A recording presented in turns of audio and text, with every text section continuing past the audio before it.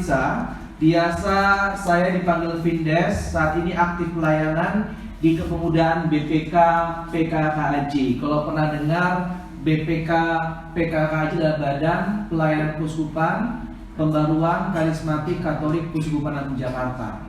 Baru hafal tadi pagi ya. Saya menjadi ketua kepemudaannya tahun 2013 sampai dengan 2019. 6 tahun saya jadi ketua kepemudaan. Berakhir bulan lalu tanggal 20 Oktober. Dan Tuhan percayakan lagi 3 tahun ke depan saya menemani teman-teman pewarta orang muda Katolik di Keuskupan Agung Jakarta.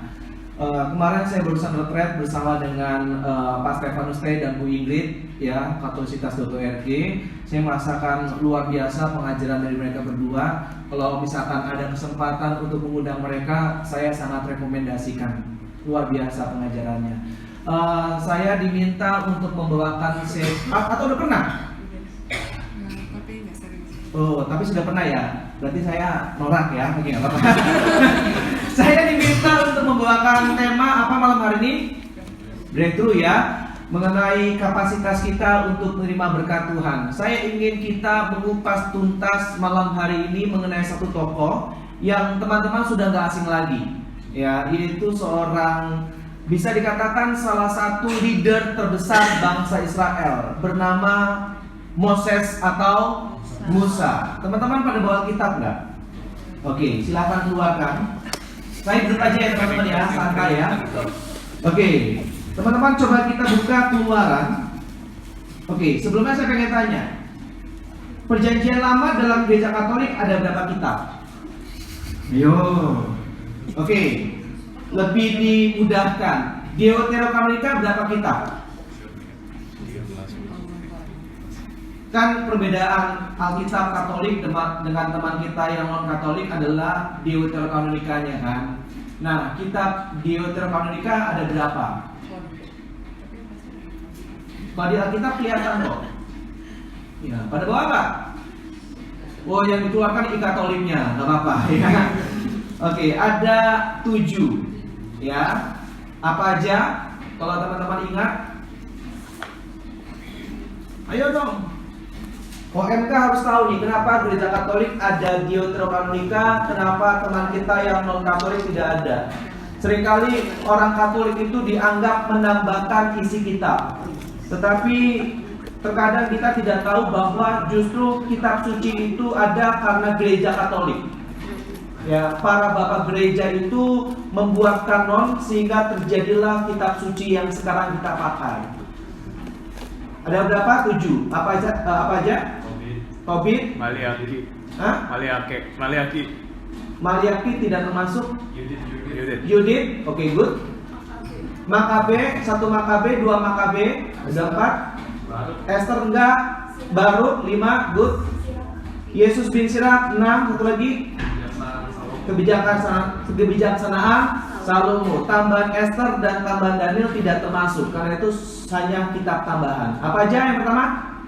Ayo dong. Tobit, Yudit, kebijaksanaan Salomo, Yesus bin Sirak, Baruk, 1 Makabe dan 2 Makabe. Ya, teman-teman, kitab Perjanjian Lama yang paling akhir ditulis adalah kebijaksanaan Salomo. Ya, dan kita akan membahas mengenai salah satu dari 5 hukum Taurat, yaitu kitab Keluaran. Kitab Keluaran ini banyak berbicara mengenai pembebasan bangsa Israel dari Mesir ke tanah terjanji, dan tokoh yang sangat terkenal adalah Musa. Ya, teman-teman, Musa itu meninggal atau wafat usianya berapa? Jangan bilang tua, memang tua ya dia meninggal ya. Usia berapa? 120 tahun. Ya, dibagi menjadi 3 fase teman-teman. Fase pertama itu 40 tahun Musa di Mesir. Fase kedua 40 tahun Musa berada di tanah Midian sebagai seorang pelarian. Dan fase yang ketiga adalah pada saat Musa berada 40 tahun di padang gurun. Nah, kita akan benar-benar mengupas tuntas fase demi fase ini, sehingga kita bisa melihat bagaimana Musa breakthrough akan kehidupannya, sehingga dia memiliki kapasitas yang besar berkat Tuhan mengalir dalam hidupnya. Walaupun banyak orang bilang bahwa Musa itu tidak diizinkan Tuhan masuk ke tanah terjanji karena banyak dosanya. Saya kurang setuju dengan hal ini. Karena kalau dengan hal demikian berarti Allah itu tidak adil, melihat kesalahan Musa tapi lupa akan kebaikan Musa. Tapi ada nilai teologis yang ingin Alkitab sampaikan. Mengapa Yosua yang diizinkan, kenapa bukan Musa? Nah, itu ada sisi teologisnya. Sekarang kita buka Keluaran 1 ayat 7 sampai dengan 14. Ini fase pertama kehidupan Musa. Keluaran 1 ayat 7 sampai dengan 14. Kita baca bersama-sama. 1, 2. Orang-orang Israel beranak cucu dan tak terbilang jumlahnya. Mereka bertambah banyak dan dengan dahsyat berlipat ganda, sehingga negeri itu dipenuhi mereka. Kemudian bangkitlah seorang raja baru memerintah tanah Mesir yang tidak mengenal Yusuf. Berkatalah raja itu kepada rakyatnya, bangsa Israel itu sangat banyak dan lebih besar jumlahnya daripada kita. Marilah kita bertindak dengan terhadap mereka, supaya mereka jangan bertambah banyak lagi. Dan jika terjadi peperangan, jangan bersekutu nanti dengan musuh kita dan memerangi kita, lalu pergi dari negeri ini. Sebab itu pengawas-pengawas Rodi ditempatkan atas mereka untuk menindas mereka dengan kerja paksa. Mereka harus mendirikan bagi Firaun kota-kota perbekalan dan Raamses, tetapi makin ditindas makin bertambah banyak dan berkembang mereka, sehingga orang merasa takut kepada orang Israel itu. Lalu dengan kejam orang Mesir memaksa orang Israel bekerja dan memahitkan hidup mereka dengan pekerjaan yang berat, yaitu mengerjakan tanah liat dan batu bata dan berbagai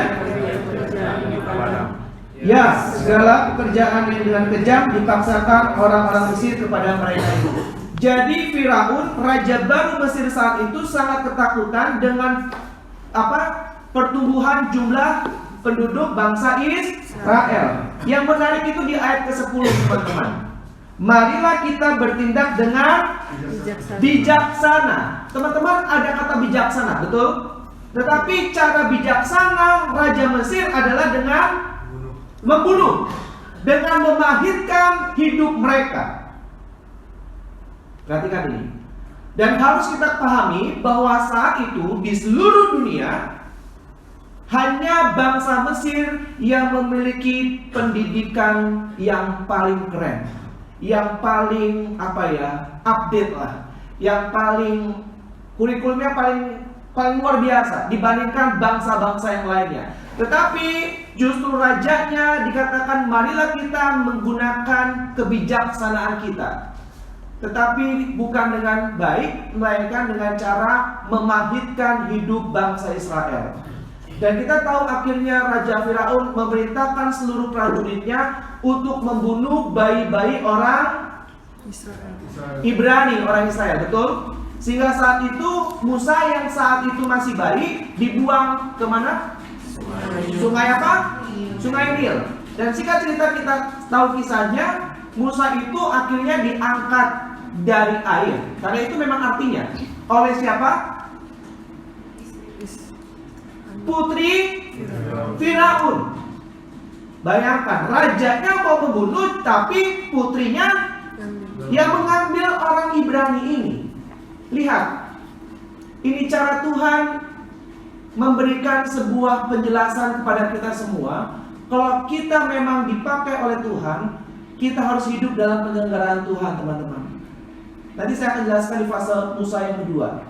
Dan kalau kita ketahui bahwa pada saat Musa dididik orang Israel, orang Mesir, Musa benar-benar hidup dalam kenyamanan, betul? Kita tahu bahwa Musa menjadi seorang pangeran Mesir saat itu. 40 tahun Musa hidup dalam kemewahan, 40 tahun Musa hidup dalam kenikmatan, 40 tahun Musa hidup dalam kenyamanan. Hingga satu peristiwa membuat dia akhirnya tersadarkan bahwa bangsanya, yaitu Israel, orang Ibrani, dianiaya oleh orang Mesir, betul? Dan pada saat itu Musa keluar melihat bahwa pada saat itu bangsa Israel sedang dianiaya. Dia tidak terima, dia langsung membunuh prajurit Mesir itu, betul? Dan inilah fase Musa mengalami perubahan dalam hidupnya. Akhirnya dia lari ke tanah Midian. Perhatikan ini. 40 tahun Musa hidup dalam kenyamanan, 40 tahun Musa hidup dalam kemewahan, 40 tahun Musa hidup dalam kenikmatan, tetapi hilang semuanya dengan hikmat orang Mesir. Ingat di awal, kebijaksanaan orang Mesir dengan cara kekerasan. Betul? Makanya jangan heran Musa menyelesaikan masalah dengan kekerasan. Cukup jelas ya teman-teman ya. Sehingga pada saat itu Musa benar-benar mengalami perubahan 180 derajat. Fase kedua Musa inilah breakthrough dalam hidupnya. Musa benar-benar mencari identitas yang sesungguhnya justru pada saat dia menjadi seorang pelarian. Teman-teman, Musa dipanggil Tuhan usianya berapa? Bukan dipanggil menghadap Tuhan di surga ya. Panggilan Musa untuk membebaskan orang Israel yang berada di tanah janji. Bukan dipanggil Tuhan untuk meninggal, bukan ya. Dipanggil Tuhan usia 120 tahun. Meninggal usia 120 tahun ya. Tinggal dikurangin aja. 120 dikurangin 40, 80 tahun. Jadi Musa itu dipanggil Tuhan untuk membebaskan orang Israel dari Mesir ke tanah terjanji. Usianya 80 tahun teman-teman. Udah opa-opa, udah aki-aki. Coba kita buka Keluaran 3 ayat 1 sampai dengan 4. Keluaran 3 ayat 1 sampai dengan 4. Kita baca bersama. 1, 2. Adapun Musa, ia biasa menggembalakan kambing domba itu, mertuanya imam di Midian. Sekali ketika ia menggiring kambing domba itu ke seberang padang gurun, sampailah ia ke gunung Allah, yakni gunung Horeb. Lalu malaikat Tuhan menampakkan diri kepadanya di dalam nyala api yang keluar dari semak duri. Lalu ia melihat dan tampaklah semak duri itu menyala, tetapi tidak dimakan api. Musa berkata, baiklah aku menyimpang ke sana untuk memeriksa penglihatan yang hebat itu. Mengapakah tidak terbakar semak duri itu? Ketika dilihat Tuhan bahwa Musa menyimpang untuk memeriksanya, berserulah Allah dari tengah-tengah semak duri itu kepadanya, Musa, Musa, dan ia menjawab, ya, siapa? Allah. Kenapa Musa tahu itu Allah? Semak belukarnya menyala. Kenapa gak bilang itu jin? Kenapa gak bilang itu penampakan? Tapi pada saat dia mendengar Musa, dia langsung bilang, ya Allah. Berarti Musa sudah mengenal Allah. Betul ya teman-teman ya? Pertanyaan saya, kapan tepatnya Musa mengenal Yahweh? Pada saat di Mesir atau pada saat dia dalam pelarian di tanah Midian? Pelarian. Pada saat dia berada di pelarian tanah Midian, pada saat dia hidup menderita, pada saat dia hidup dalam kemiskinan, teman-teman. Perhatikan teman-teman. Pada saat Musa hidup dalam kemewahan dan kenyamanan, ia tidak peka akan sapaan Tuhan. Karena ia fokus pada kemewahan, pada kenikmatan duniawi. Tetapi Allah tidak mau Musa terus terbuai dalam kenyamanan. Sehingga pada saat Musa hidup sebagai bangsa pelarian, sebagai orang pelarian yang tidak lagi hidup dalam kenyamanan, yang tidak lagi tinggal dalam istana, yang tidak lagi tidur dalam ranjang yang empuk, yang beratapkan langit dan bintang, disitulah Allah menyapa Musa dan Musa mulai sadar akan panggilannya. Teman-teman, bersyukurlah kalau kita pernah mengalami penderitaan. Karena justru dalam penderitaan disitulah kita dibuat Tuhan semakin peka akan sapaan Dia. Percayalah teman-teman, tidak ada masalah yang tidak selesai. Tidak ada pesta yang tidak usai. Dan tidak ada masalah yang tidak selesai. Semua masalah pasti selesai. Semua pesta pasti usai. Dan disinilah bagaimana Allah memanggil Musa di dalam penderitaannya, di dalam kegalauannya. Jadi teman-teman, saya ingin mengatakan, bersyukurlah kalau Anda pernah menderita. Bersyukurlah Anda kalau Anda pernah galau. Justru kalau Anda tidak pernah menderita dan tidak pernah galau, Anda tidak akan mengerti akan kebaikan dan sapaan Tuhan. Amin. Karena justru dalam penderitaan, hati nurani kita semakin tajam, pendengaran kita semakin tajam, dan kita semakin peka bahwa Tuhan turut bekerja untuk mendatangkan kebaikan bagi mereka yang mengasihi Dia. Amin. Tapi berapa banyak orang muda sekarang tidak mau menderita hidupnya. Teman saya banyak sekali yang usianya 40 tahun lebih gak mau menikah. Saya tanya, kenapa gak mau menikah? Cuman satu, 90% alasannya sama. Gua melihat teman gua yang married selalu berakhir dengan ketidakbahagiaan. Sehingga gue memutuskan gue gak mau married, karena gue takut gak bahagia. Orang takut menderita. Berapa banyak orang muda sekarang maunya hidup nikmat, hidup enak, tidak mau menderita, tidak mau melayani, terlalu sibuk dengan pekerjaannya, dengan usahanya, dengan relasinya bersama pacarnya, tetapi lupa tujuan manusia diciptakan. Teman-teman, kalau malam hari ini saya hadir di tempat ini, saya ingin mengingatkan kita semua, kita diciptakan untuk orang lain, teman-teman. Man for others. Yesus hadir ke dunia untuk Anda dan saya. Kalau kita mengaku sebagai murid Yesus, kita hadir ke dunia untuk orang lain. Amin. Dan kalau kita hadir buat orang lain, kita gak mungkin hidup dalam kenyamanan. Gak mungkin. Musa keluar dari kenyamanannya, dia breakthrough dalam hidupnya, karena Tuhan sedang persiapkan kapasitas yang lebih besar. Amin. Sehingga Musa siap mendapatkan berkat yang lebih besar. Kalau ia masih tinggal dalam istana Firaun, dia tidak punya kapasitas yang besar. Cukup jelas ya teman-teman ya. Lalu kita lihat yang menarik di sini, semak duri tidak terbakar, betul ya? Teman-teman, inilah dasar biblis kenapa Gereja Katolik punya doktrin Santa Perawan Maria. Maria tetap perawan. Bagi orang non-Katolik, Gereja Katolik itu konyol. Bagaimana mungkin Maria tetap perawan? Dulu belum ada operasi cesar. Iya, logis kan? Dulu pasti, mohon maaf, lewat lubang vagina keluarin bayi Yesus kan? Tapi kenapa kok Gereja Katolik justru punya doktrin Santa Perawan Maria? Salah satu dasar biblisnya ini, Allah hadir tidak pernah merusak. Allah hadir dalam api yang bernyala tetapi tidak merusak semak belukar. Demikian juga Yesus hadir ke dunia tidak akan pernah merusak selaput darah Maria. Cukup jelas ya teman-teman ya. Yesus juga hadir pada saat para murid berkumpul. Mereka ketakutan, mereka mengunci pintu pada saat Yesus wafat, betul?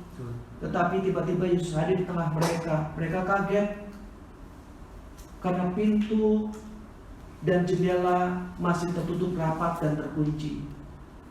Karena Yesus hadir tidak akan pernah merusak, termasuk pintu dan jendela itu. Inilah dasar kenapa Gereja Katolik percaya bahwa Yesus hadir ke dunia tidak akan pernah merusak selaput darah Maria. Karena cinta itu tidak pernah merusak. God is love, betul? Allah adalah kasih, betul?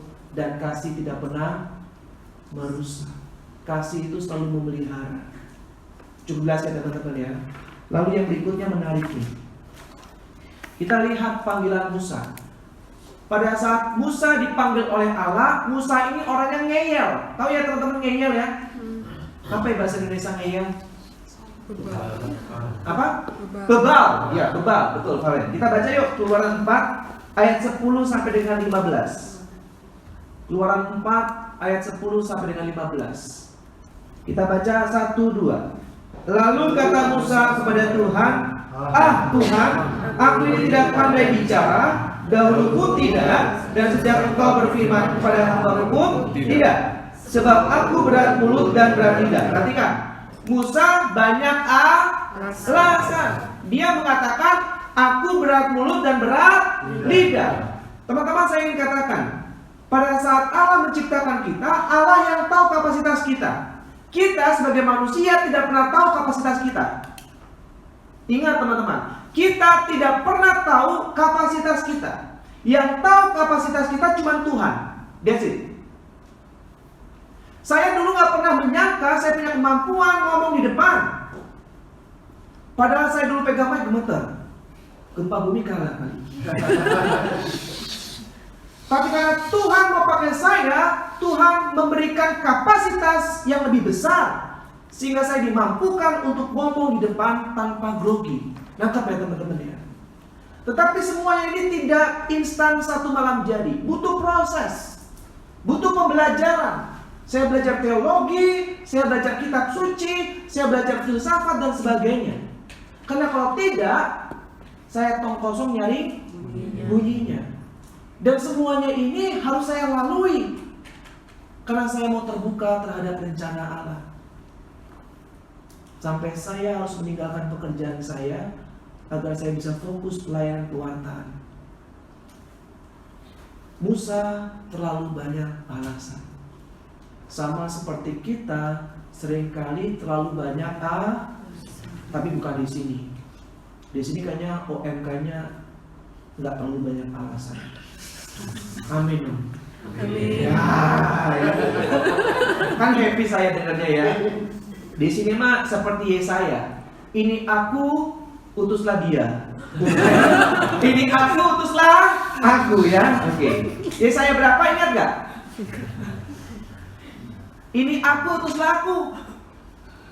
Ayo. Oke, nanti kita buka ya. Kita lihat ayat yang berikutnya. 11, 1, 2. Tetapi Tuhan berfirman kepadanya, siapakah yang membuat lidah manusia?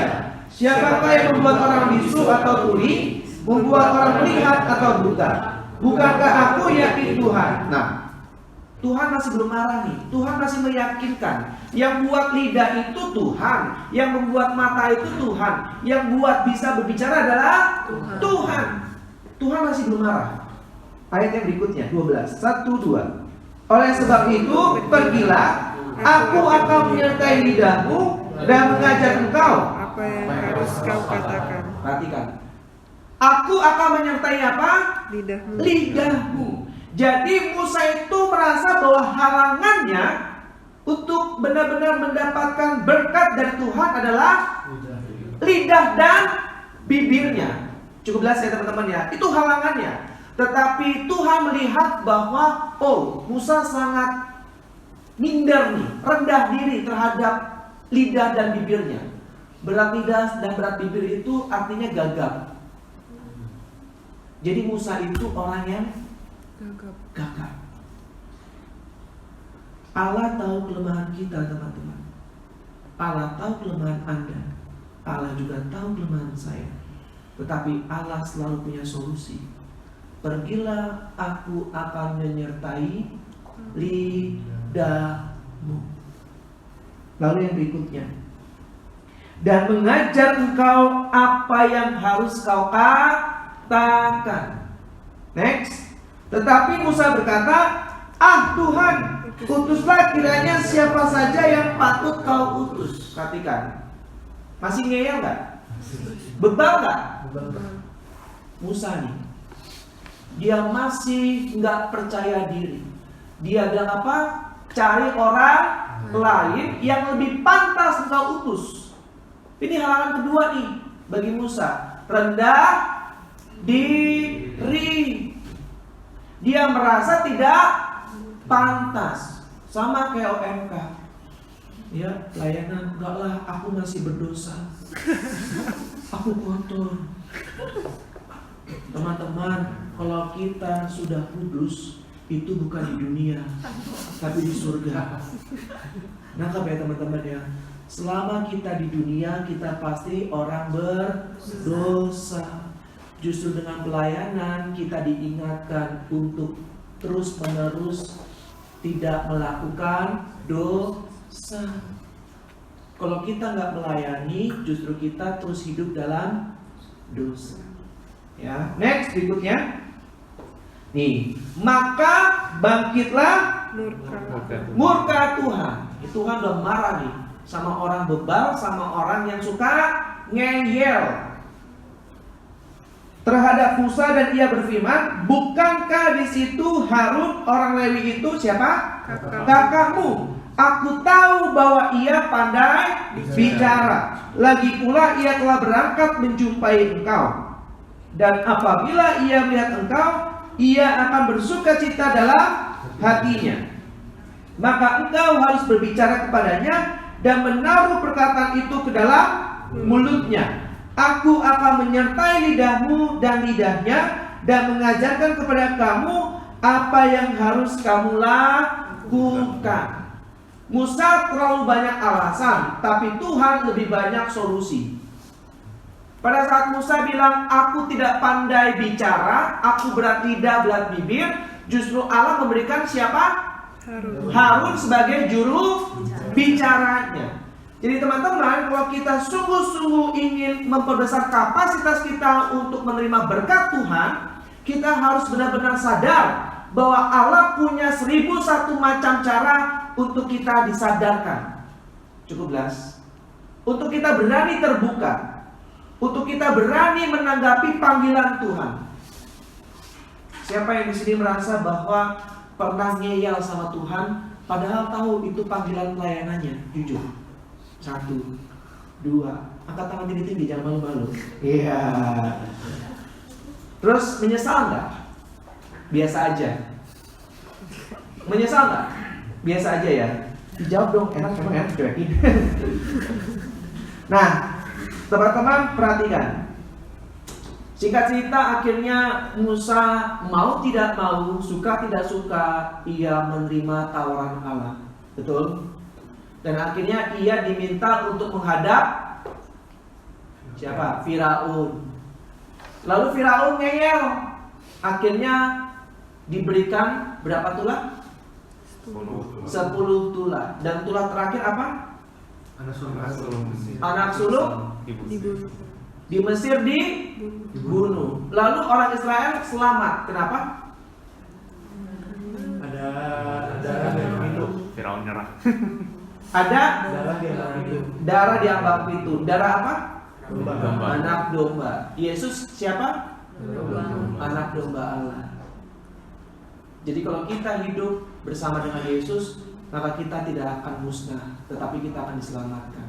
Itu ada kaitannya. Dan itulah peristiwa Paskah.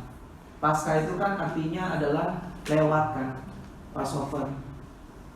Bagaimana memperingati orang Israel keluar dari Mesir ke tanah terjanji, dari perbudakan kepada kemerdekaan. Kalau kita memperingati Paskah, itu artinya kita dibebaskan dari perbudakan dosa menuju kepada keselamatan surgawi. Dan teman-teman, hari raya gereja Katolik yang paling akbar, paling agung itu bukan Natal, tetapi Paskah. Cukup jelas ya, bukan Natal.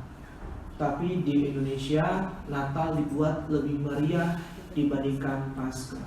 Tapi kalau di luar sana sebaliknya, Natal tidak terlalu meriah, tapi Paskah benar-benar dihayati.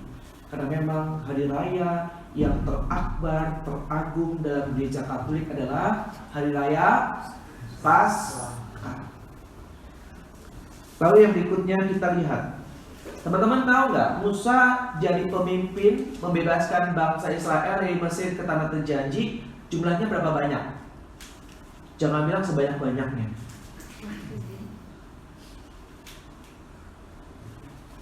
Ayo, tahu nggak berapa banyak? Oke, waktu bangsa Israel masuk ke Mesir berapa banyak? Ingat nggak? Ini terkenal loh. Coba buka Keluaran 1 ayat 4.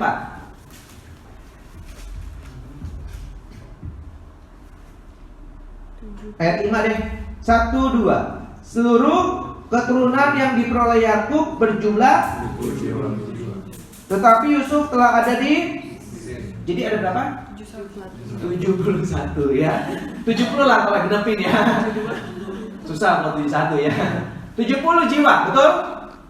Sekarang saya tanya, masukkan 70 jiwa, keluar berapa jiwa? Lebih banyak. Tadi kan bertambah banyak kan? Berapa? 700. Salah. Kira-kira kalau 700 banyak atau sedikit? Sedikit. Sedikit. Kalau banyak? 7.000. 7.000. Oke, 7.000 banyak ya. Sekarang kita buka Keluaran 12 ayat 37.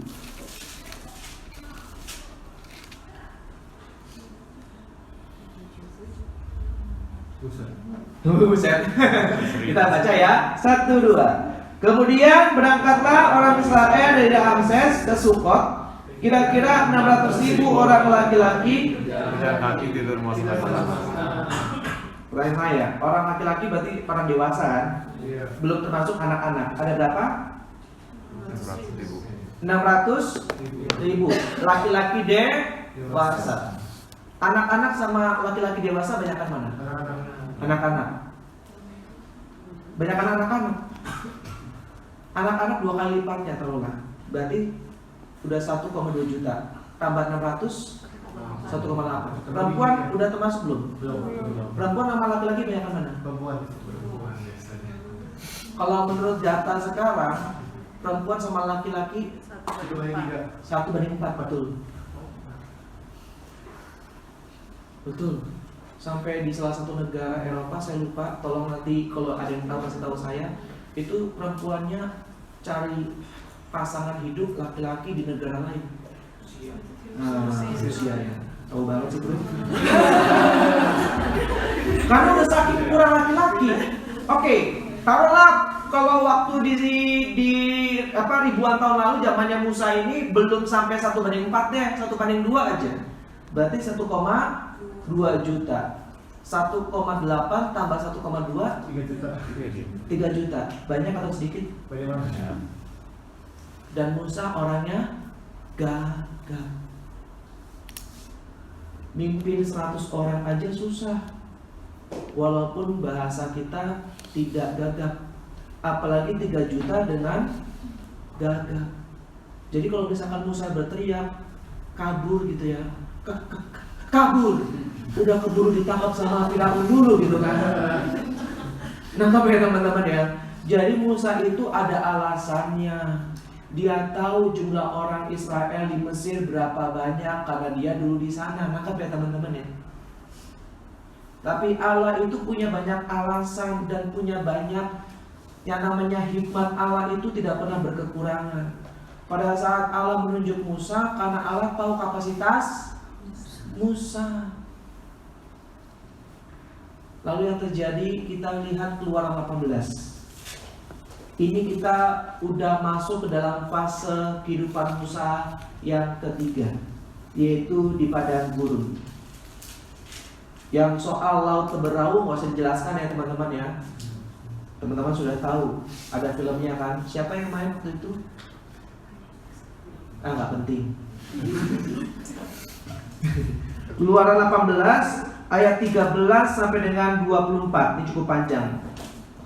Keluaran 18 ayat 13 sampai dengan 24. Kita baca bergantian, saya genap, teman-teman ganjil. Dimulai dari Anda dulu. 1, 2. Keesokan harinya duduklah Musa mengadili di antara bangsa itu, dan bangsa itu berdiri di depan Musa dari pagi sampai petang. Ketika mertua Musa melihat segala yang dilakukannya kepada bangsa itu, berkatalah ia, apakah ini yang kau lakukan kepada bangsa itu? Mengapakah engkau seorang diri saja yang duduk, sedang seluruh bangsa itu berdiri di depanmu dari pagi sampai petang? Kata Musa kepada mertuanya itu, sebab bangsa ini datang kepadaku untuk menanyakan petunjuk Allah. Apabila ada perkara di antara mereka, maka mereka datang kepadaku dan aku mengadili antara yang seorang dan yang lain. Lagi pula aku memberitahukan kepada mereka ketetapan dan keputusan Allah. Tetapi mertua Musa menjawabnya, tidak baik seperti yang kau lakukan itu. Siapa yang di sini sudah nonton film Dilan? Film Dilan.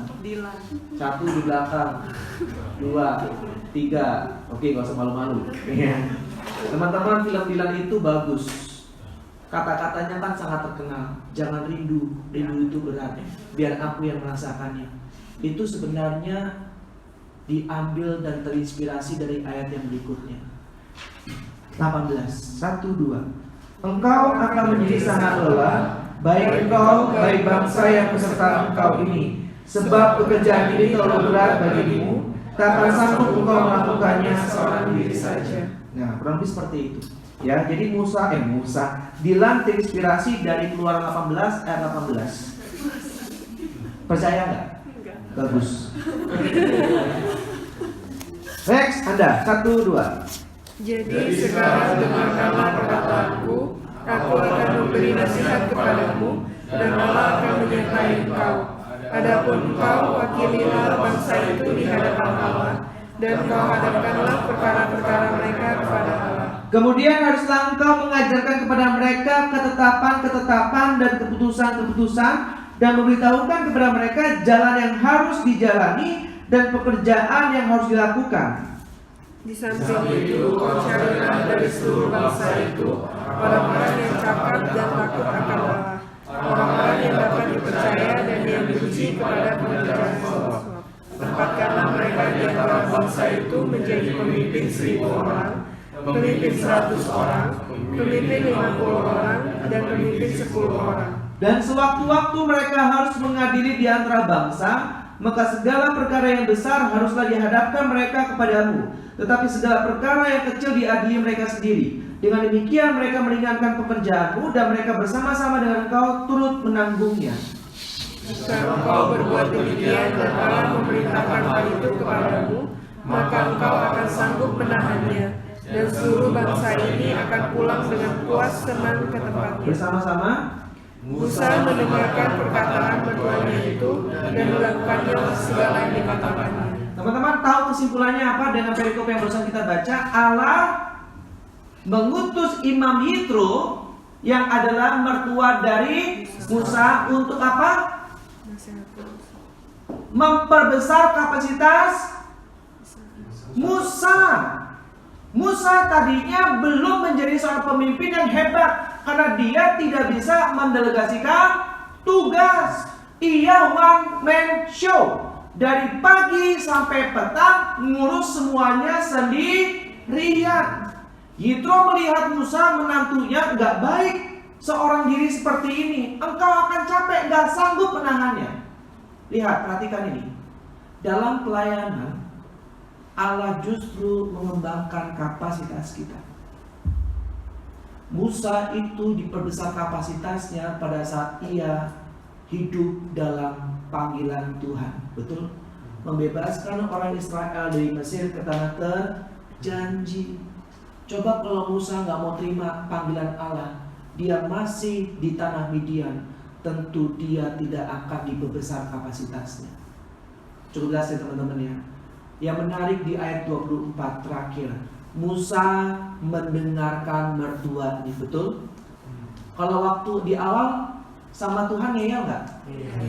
Tapi ternyata Tuhan mulai mengubah hatinya. Dari seorang yang keras kepala dan bebal, Tuhan buat Musa menjadi seorang yang rendah hati dan lemah lembut. Jadi teman-teman, apa yang dapat kita tarik dari peristiwa ini? Yang pertama, kalau kita ingin breakthrough hidup kita, agar kapasitas kita diperbesar oleh Tuhan, hiduplah dalam rencana Tuhan. Teman-teman, bagaimana kita tahu bahwa kita hidup dalam rencana Tuhan? Kalau Anda hidup dalam rencana Tuhan, Anda harusnya merasakan damai dan sukacita. Kalau misalkan Anda saat ini sedang pacaran, tapi Anda tidak merasakan damai dan sukacita, yang ada adalah sedih. Anda mau putusin tapi Anda masih sayang. Tapi kalau dilanjutkan tidak ada damai dan sukacita. Coba bawa dalam doa dan tanyakan sama Tuhan, betulkah ini adalah yang terbaik dari Tuhan? Karena kalau dari Tuhan selalu mendatangkan damai dan sukacita. Pekerjaan, kalau kita hidup benar-benar suka dengan pekerjaan, ada damai dan sukacita di dalamnya, tidak akan bilang, aduh besok Senin, males deh kerja. Karena kalau kita hidup benar-benar penuh damai dan sukacita dalam pekerjaan kita, dan kita tahu itu rencana Tuhan, maka kita akan menjalankan setiap harinya dengan penuh damai dan sukacita. Amin. Nangkep ya teman-teman ya? Itu artinya hidup dalam rencana Allah. Dan bagaimana kita punya kepekaan itu? Ya kita harus hidup dalam doa. Tinggalkan sejenak sosial media kita, tinggalkan sejenak WA kita, tinggalkan sejenak Mobile Legend kita, tinggalkan sejenak segala macam hobi kita. Pegang rosario, pegang Bible, dalami firman Tuhan, pelajari firman Tuhan. Dikatakan dalam Mazmur, tidak pernah kulihat orang yang hidup dalam Tuhan akan berkekurangan sampai anak cucunya. Jadi kalau kita benar-benar hidup dalam Tuhan, kita harus benar-benar hidup dalam relasi dengan Tuhan. Doa, ada berapa huruf? Peter. Baca. Peter. D-O-A, dikuatkan oleh Allah. Tangga nada dimulai dari Do.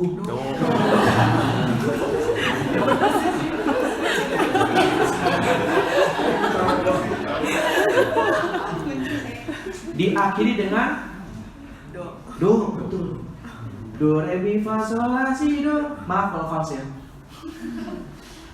Dimulai dari do, diakhiri juga dengan do. Artinya apa? Kalau kita mulai hari harus mulai dengan doa. Dan menutup hari harus ditutup dengan doa. Sehingga hidup kita berirama dan bernada. Selalu bersuka cita. Amin. Enggak ketekuk kayak pepaya mangkok, lonjong, sedih, muram, lesu, letih, kayak banyak hutang. Galau datang ke saya beberapa teman, habis patah hati, putus sama pacarnya. Oh, aku diputusin sama pacarku. Nangis kan? Saya bukan iba, tetapi saya nggak habis pikir kenapa nangis gitu kan. Nangisnya bukan nangis yang apa ya, nangis santai gitu, nangis sampai keluar ingasnya. Saya bukan iba jadinya kan, sampai segitunya kenapa gitu kan. Kalau nangisnya sedikit-sedikit masih ada ibanya lah ya, tapi kalau udah sampai kayak gitu horor kan. Lalu saya suruh teman saya ini tenang, udah kamu tenang dulu, coba kamu cerita kenapa. Iya kok, aku tuh sayang banget sama pacarku kok. Aku tuh gak mau kehilangan dia. Dia tuh segalanya buatku kok. Kalau aku bisa bareng sama dia, aku berikan semuanya deh kok. Iya bener. Saya juga mikir, saya juga dulu kayak gitu kok. Iya kan, jadi saya tahu banget. Terus kenapa sekarang? Apa yang harus kamu lakukan itu apa? Saya tanya ke dia. Aku gak tahu kok, makanya aku datang ke Koko curhat nih gitu kan. Aku kehilangan dia kok. Terus saya bilang, kalau kita hidup dalam relasi dengan Tuhan, percaya dan terbuka terhadap rencana Tuhan, tidak akan pernah mengatakan aku kehilangan dia, tapi dibalik dia kehilangan aku. Iya dong, anak Tuhan. Kalau kaget, bukan lagi anjir. Apa anjir? Nggak ada di KBBI kata anjir. Kalau shock anjay. Saya bilang sama teman saya, anjay artinya apa? Gue juga bingung bro. Nggak ada, tapi kalau kita hidup dalam relasi dengan Tuhan, kalau kita kaget, darah Yesus. Seram ya? Oke. Seram ya? Jadi yang pertama teman-teman, kalau kita ingin breakthrough benar-benar, kita harus benar-benar terbuka terhadap rencana Tuhan. Amin. Dan teman-teman jangan mudah mengatakan semua ini atas izin Tuhan. No. Tidak semua peristiwa dalam hidup kita atas izin Tuhan. Ini hati-hati nih. Coba buka. Ayo buka apa? Kejadian 50 ayat 20.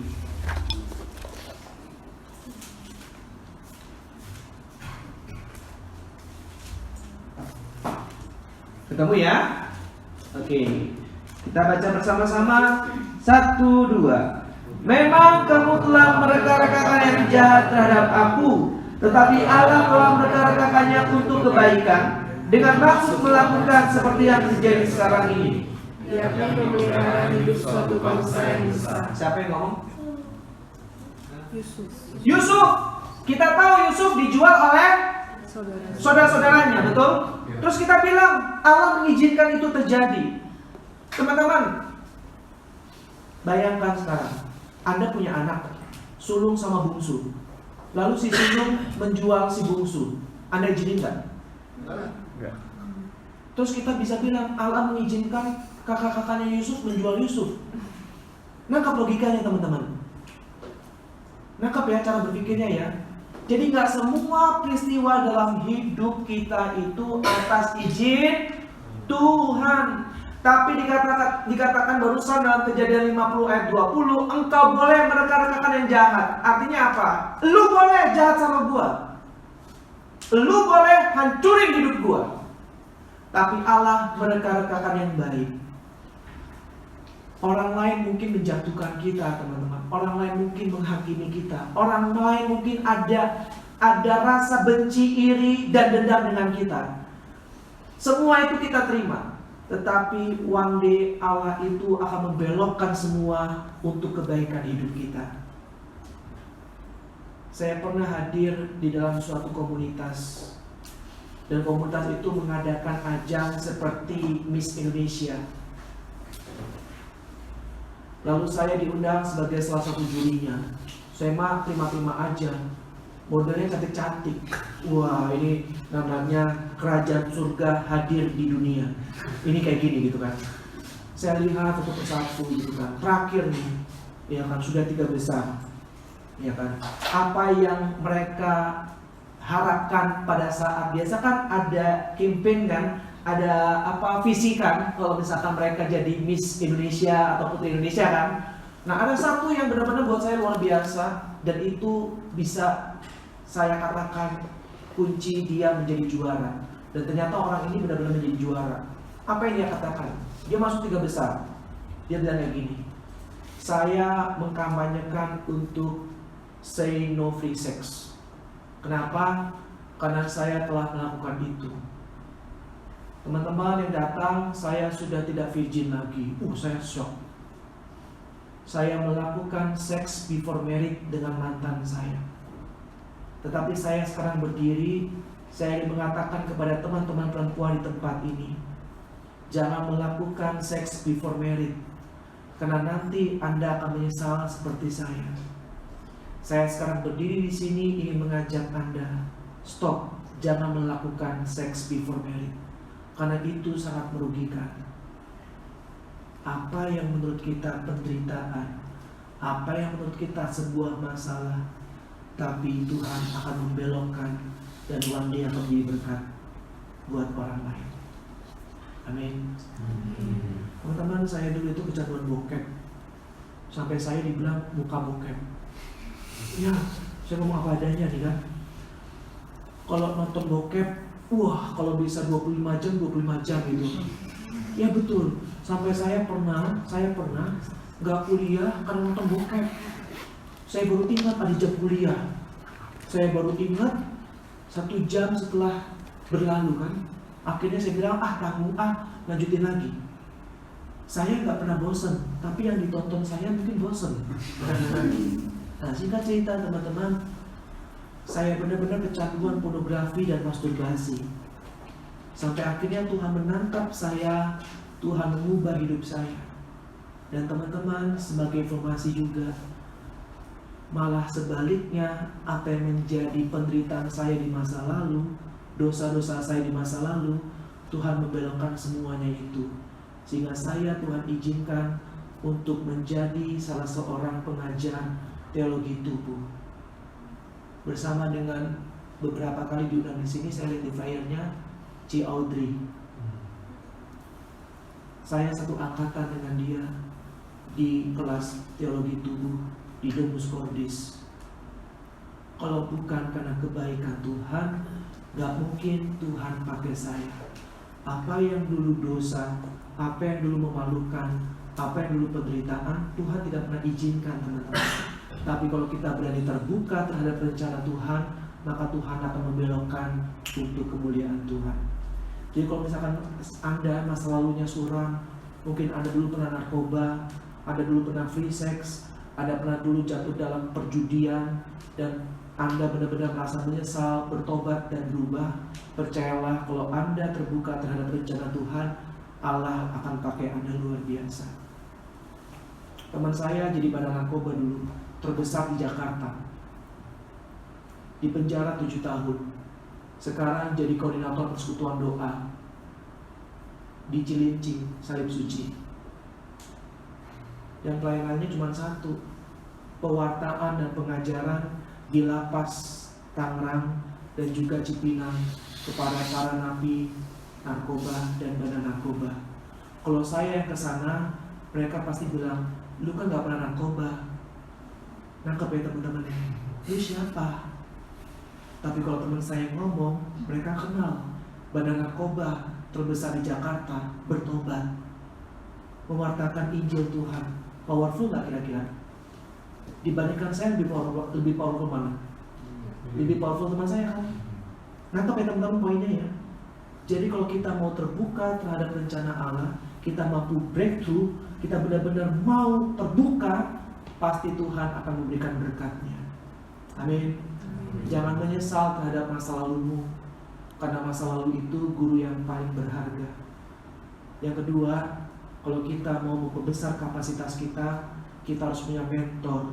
Musa itu bisa menjadi pemimpin yang hebat karena dia punya mentor, yaitu Imam Yitro. Orang taunya Paulus, teman-teman.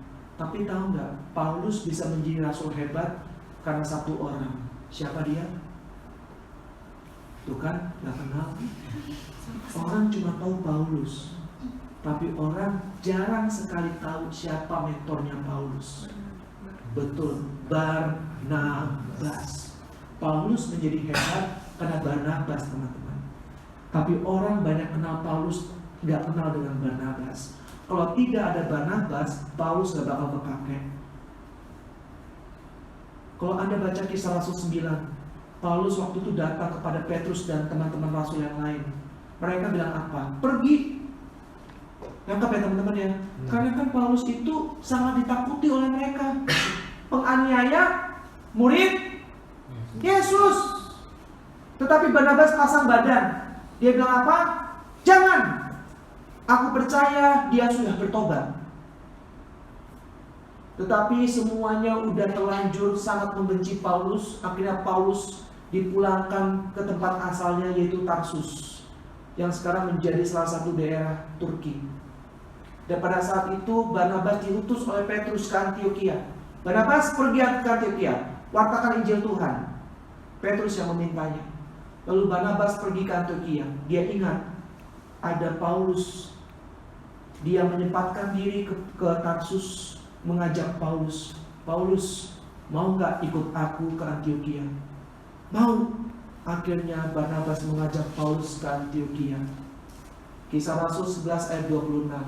Di Antioquia lah murid-murid Tuhan disebut Kristen, karena Barnabas dan karena Paulus. Jadi Anda dan saya disebut Kristen itu karena Barnabas. Kalau tidak ada Barnabas, tidak akan ada Paulus. Kalau tidak ada Yesus, maka tidak akan ada Petrus. Jadi teman-teman, carilah mentor yang tepat. Usaha itu harus ada mentornya, betul? Kalau kita ingin menjadi seorang yang hebat dipakai Tuhan, harus punya mentor yang tepat. Amin. Cari mentor, teman-teman. Anda profesinya apa? Cari mentor yang tepat. Kita butuh mentor. Yang terakhir, yang ketiga, yang kita butuhkan adalah komunitas. Musa sendirian atau ada komunitasnya? Siapa komunitas terdekat Musa? Keluarga. Hah? Keluarga. Keluarganya. Siapa aja? Harun. Terus kakak perempuannya siapa?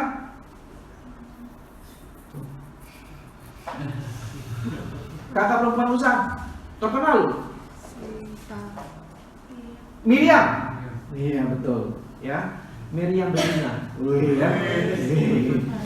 Terus siapa lagi? Hah? Mertuanya. Terus siapa lagi? Yang diutus jadi pengintai. Ada berapa pengintai? Kaleb dan Yosua. Komunitasnya bukan? Iya. Jadi kita butuh komunitas.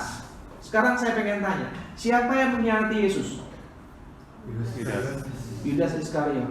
Siapa yang menyangkal Yesus? Siapa yang setia pada saat Yesus di atas kayu salib? Yohanes. Tahu dari mana Yohanes? Oh iya, pernah dibilang. Ayo. Hah? Yuk kita buka. Oh enggak, katanya murid yang Dikasih Yesus, bukan Yohanes ya. Ayo, siapa ayo? Siapa yang murid yang dikasih Yesus? Iya betul Yohanes. Ragu-ragu. Kita buka Yohanes 18 ayat 5. Saya kelompokkan 3 kelompok yang bersikap berbeda, tapi dalam posisi yang sama. Nangkap ya teman-teman ya. Yang bersikap dan bertindak berbeda, tapi dalam posisi yang sama. Kelompok yang pertama adalah kelompok yang mengkhianati Yesus. Yohanes 18 ayat 5. Kita buka 1, 2. Yesus dari Nazaret mengatakan kepada mereka, apalah dia? Yudas yang mengkhianati dia berdiri juga bersama mereka. Kelompok pertama, siapa? Yudas Iskariot yang mengkhianati Yesus. Posisinya lagi ngapain dia? Berdiri, betul? Coba buka di ayat 18. 1, 2. Sementara itu sebab hal dingin waktu itu dan mereka berdiri berdiam di situ. Juga Petrus berdiri berdiam bersama-sama mereka. siapa yang kedua? Petrus Menyangkal Yesus, betul? Posisinya lagi ngapain? Sama kayak Yudas Iskariot enggak? Sama kan? Tapi sikapnya berbeda enggak? Satu mengkhianati, satu menyangkal. Cukup jelas ya. Lebih ringan mana dosanya? Mengkhianati atau menyangkal? sama aja sih, sama dosa. Iya, betul. Mencuri sama rampok lebih ringan mana? Nah, ya. Kurang lebih seperti itu ya. Kita nggak ngomong soal sama-sama dosa nih, tapi lebih ringan mana nih ya? Mengkhianati sama menyangkal lebih ringan mana? Menyangkal. Oke, setuju ya. Sekarang coba lihat. Masih di Simon Petrus ayat 25. 1, 2. Simon Petrus Kata orang-orang di situ kepadanya, bukankah kau juga seorang penipu? ia menyangkal, katanya bukan. Dia menyangkal Yesus pada saat ia masih berdiri. Yang pertama siapa? Yudas Iskariot mengkhianati Yesus pada saat sedang berdiri. Terakhir, kelompok yang ketiga, kelompok yang setia. Yohanes 19 ayat 25 sampai dengan 27.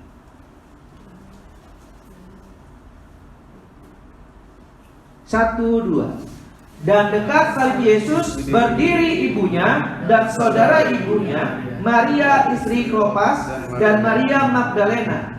Ketika Yesus melihat ibunya dan murid yang dikasihinya di sampingnya, berkatalah ia kepada ibunya, "Ibu, inilah anakmu." Kemudian katanya kepada muridnya, "Inilah ibumu." Dan sejak saat itu murid itu menerima dia di dalam rumahnya. Lagi ngapain mereka? Berdiri. Apa yang membuat mereka sikap dan tindakannya berbeda, padahal posisinya sama? Yohanes itu orang pintar loh teman-teman. Bahkan dia yang paling pintar di antara para murid. Dikatakan Yudas Iskariot berdiri, Petrus berdiri, Maria dan murid yang dikasihinya berdiri. Lalu apa yang membedakan mereka sehingga mereka punya sikap yang berbeda?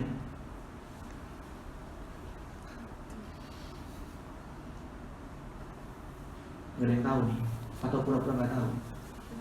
Rendah hati ya.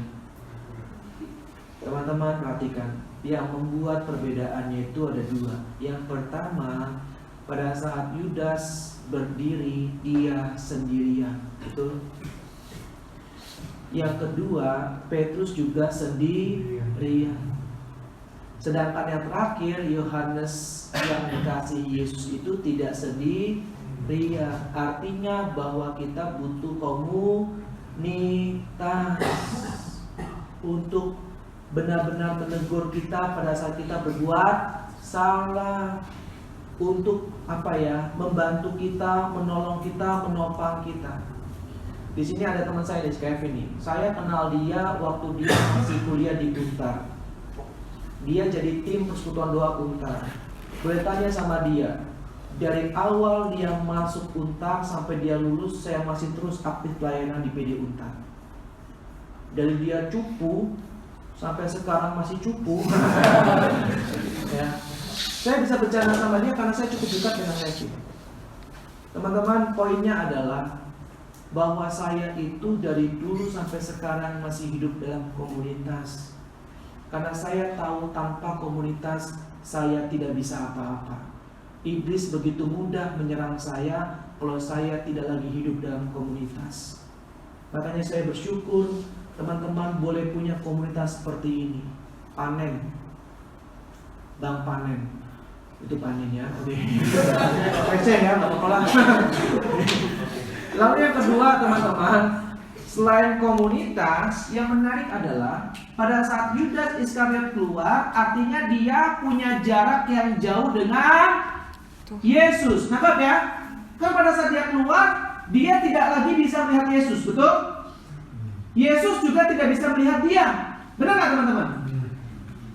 Sedangkan yang kedua, porsinya lebih gampang nih. Dia menyangkal, lebih beratan mengkhianati kan? Nah pada saat, kalau pernah nonton film Passion of the Christ, Petrus yang menyangkal Yesus masih bisa lihat Yesus nggak? Masih. Yesus masih bisa lihat Yudas nggak? Petrus nggak? Masih, betul ya? Makanya semakin jaraknya semakin dekat, porsi dosanya semakin ringan. Nangkap ya teman-teman ya? Dan terakhir, murid yang dikasihi itu jaraknya sangat dekat dengan Tuhan. Nangkap ya? Sehingga dia tetap setia. Artinya apa? Dalam komunitas, Yesus adalah yang paling utama. Terus mendekatlah pada Yesus. Jangan ada jarak antara kita dengan Yesus. Karena kalau ada jarak, maka kita akan mudah menyangkal dan menolak Yesus. Kita berbuat dosa itu menyangkal Yesus, teman-teman. Nangkap ya? Kita berbuat dosa itu kita menolak Yesus loh. Makanya kita harus hidup bersama dengan Yesus, tinggal di bawah kaki salibnya. 3 hal ini kalau kita lakukan, yang pertama terbuka terhadap rencana Allah, yang kedua cari mentor yang tepat, dan yang ketiga hidup dalam komunitas, maka Tuhan akan terus memberikan berkat-Nya karena kita siap. Saya tutup dengan sebuah ilustrasi. Ada 2 petani berdoa pada Tuhan. Petani A berdoa minta hujan turun. Petani B berdoa minta hujan turun. Setelah dia berdoa, ia siapkan ladangnya. Kira-kira dari 2 petani ini, petani mana yang akan diberikan hujan oleh Tuhan? Yang B. Kenapa yang B? Karena dia setelah berdoa, dia siapkan ladangnya. Teman-teman, kita minta berkat dari Tuhan. Entah itu kesehatan, entah itu pasangan hidup, entah itu pekerjaan, entah itu keuangan dan sebagainya. Tapi kita lupa berdoa untuk Tuhan perbesar kapasitas kita. Saya jomblo 5 tahun teman-teman. Bukan karena saya nggak laku, karena memang nggak ada yang mau. Sama aja ya. Saya jomblo 5 tahun teman-teman. Waktu itu bergumul. Oh, Kevin tahu banget tuh waktu saya jomblo. Ya kan, saya bergumul banget. Bukan bergumul soal pasangan hidupnya, enggak. Saya mau masuk jadi imam. Saya mau masuk seminari. Waktu itu. Karena saya merasakan cinta yang luar biasa kepada Tuhan, sampai saya mau masuk seminari, teman-teman. Saya mulai cari tahu nih seminari mana yang tepat dengan umur saya waktu itu 26 tahun. Hingga akhirnya saya minta Tuhan tolong. Apa yang Tuhan kehendaki aku siap. Sedih loh teman-teman, kalau saya kondangan ketemu tante yang kenal, Vin kapan nyusul? Saya jadi tahu perasaan perempuan yang belum menikah ditanya seperti itu. Saya cowok yang bukan perasa aja, rasanya nggak enak loh. Minggu depan ketemu sama tante yang sama, tapi di rumah buka. Saya deketin tantenya, kapan nyusul? Wah, kurang ajar kamu. Ya kan? Nah, teman-teman, pada saat itu saya merasa sungguh-sungguh mencintai Tuhan, tapi akhirnya saya merasa bahwa panggilan saya bukan menjadi seorang imam. Itu saya ingat sekali bulan Juni 2015 saya memutuskan setelah 5 tahun saya discernment. 5 tahun loh teman-teman. Di usia saya nggak muda waktu itu. 5 tahun saya discernment. Akhirnya saya memutuskan untuk menikah. Dan setelah saya memutuskan untuk menikah, saya cuma satu doanya. Tuhan, siapkan hatiku untuk menerima yang terbaik darimu. Kalau Engkau memanggilku untuk menikah, maka aku percaya Engkau akan berikan yang terbaik. Bulan September saya berjumpa dalam sebuah pelayanan seperti ini. Ada beberapa teman pakai kaos bagus banget. Teman-teman pernah dengar komunitas Imago Dei nggak? Pernah ya. Nah, waktu itu saya pelayanan ke sana. Teman-teman yang pujian itu pakai kaos gede, keren banget. Wajah Yesus gede, image of God. Saya lihat, saya kepengen tuh. Saya tanya sama koordinatornya, bro, kaosnya dijual nggak? Dijual bro, berapaan? 150.000. Gua mau dong, boleh. Ukurannya apa? L. Dikasihlah ukuran L. Nggak lama kemudian saya dapat WA dari teman saya itu. Bro, sorry, ternyata yang gua kasih L cewek. Gua kasih kontak lu ya ke PIC-nya, namanya Tiffany. Nanti lu janjian aja untuk tukeran. Oh gitu. Kayak FTV ya. Betul loh. Saya mikir gitu kan. Kalau dijadikan FTV bisa nih, bisa nggak laku ya kan? Habis waktu saya. 5 menit lagi boleh ya, 5 menit ya, habis ini cerita ya. Ya terus singkat cerita akhirnya kami janjian berdua.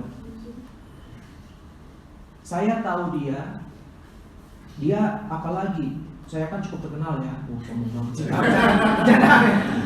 ya kok nih katanya kan. Oh iya tukeran, dia panggil saya kok gitu kan. Akhirnya waktu saya kasih dia L cewek, dia kasih saya L cowok, saya melihat dia berbeda dari yang lainnya. Akhirnya nggak berhenti pada saat tukeran kaos aja. Selanjutnya masih ada. Betul. Itu saya ingat banget September 2015. Nggak butuh waktu lama. 3 bulan saya PDKT, Desember saya jadian. Bayangin teman-teman, kalau kita udah siap, Tuhan pasti kasih. Pertanyaannya kita siap nggak? Ya kan teman-teman ya. Aduh, beneran teman-teman. Kalau kita belum siap, Tuhan nggak akan kasih kok. Mau doa jengking-jengking, lutut sampai kita kapalan, air mata udah lagi nggak ada airnya, ingus sampai nggak ada ingusnya lagi. Kalau kita belum siap, Tuhan nggak akan kasih. Tapi kalau misalkan kita siap, besok pasti Tuhan kasih teman-teman. Akhirnya saya jadian, saya bilang sama Tiffany, saya panggilnya Dear, bisa ya. Dear, kita pacaran nggak usah lama-lama, ya kan? Kita pacaran 2 tahun aja. Kalau Tuhan nanti berkenan kita menikah di tahun 2018. Dia udah benar-benar, ini pria serius banget. Saya ngomong pria bukan cowok, beda ya cowok dengan pria. Dan teman-teman, Tuhan izinkan akhirnya saya menikah tahun lalu dengan Tiffany. Tuhan tahu kapasitas saya sudah siap untuk menerima pasangan hidup. Makanya teman-teman jangan pernah khawatir terhadap apa yang kita minta. Doanya cuma satu, agar Tuhan siapkan hati kita untuk siap menerima berkat dari Tuhan. Disitulah Tuhan bekerja. Amin. Apapun itu. Istri saya keguguran bulan Februari yang lalu. Sedih teman-teman, siapa yang gak sedih ke kuburan? Saya cek ke rumah sakit Family Fluid. Terakhir kali cek dokter bilang, Bapak Ibu mohon maaf, janinnya udah tidak ada lagi detak jantung. Saya kaget, kayak kesambar petir di siang bolong gitu kan, kata pepatah. Saya lihat istri saya matanya berkaca-kaca, nangis di depan dokter, mau nangis dia. Keluar dari ruangan langsung nangis. Dia izin ke saya ke toilet rumah sakit. Saya yakin di toilet nangis. Betul, keluar matanya bengkak. Saya bilang, dia ayo kita pulang. Iya, yuk kita pulang. Di rumah lanjutin lagi nangisnya sampai dia capek dan dia ketiduran. Pada saat dia tidur, giliran saya nangis. Iya, saya berdoa sama Tuhan, Tuhan kalau boleh luka kecewanya biar saya rasakan. Saya nggak mau melihat istri saya nangis, sedih dan terluka, kecewa. Biarkan saya rasakan. Itulah saya baru menyadari definisi cinta. Cinta itu kan memberikan, berani berkorban buat orang yang kita cintai. Amin. Jadi teman-teman, 3 hal ini kalau kita lakukan, kita benar-benar hidup di dalam terbuka terhadap rencana Allah, nggak usah takut. Yang kedua, kita punya mentor yang tepat. Saya juga punya mentor teman-teman. Mentor saya seorang imam. Yang ketiga, Imam Harun ya. Yang ketiga, kita harus berani benar-benar hidup dalam komunitas seperti ini. Jangan pernah tinggalkan komunitas teman-teman. Sesibuk apapun Anda dalam pekerjaan, dalam pacaran, jangan pernah tinggalkan komunitas. Amin. Pesan saya ini yang terakhir, terus hidup dalam komunitas. Apapun yang terjadi, mungkin temannya menjengkelkan, temannya nggak mengenakan, apapun itu, teman-teman tetap setia dalam komunitas. Kalau one day Anda butuh sharing dengan saya, mau curhat sama saya terbuka. Hubungi nomor saya di bawah ini. Oke, waktu sudah habis, saya telah 5 menit, kita terus belajar. Yuk, mari kita siapkan hati kita. Bapa dan Putra dan Roh Kudus. Amin. Bapak, terima kasih untuk persaudaraan yang begitu indah. Kami boleh saling menguatkan, kami boleh saling mendoakan satu sama lain. Ini semua karena kasih setia Tuhan. Kau melihat teman-temanku ini, mereka begitu rendah hati, mereka meluangkan waktu, walaupun mereka sibuk, karena mereka tahu hanya Engkaulah yang mampu memuaskan rasa haus mereka.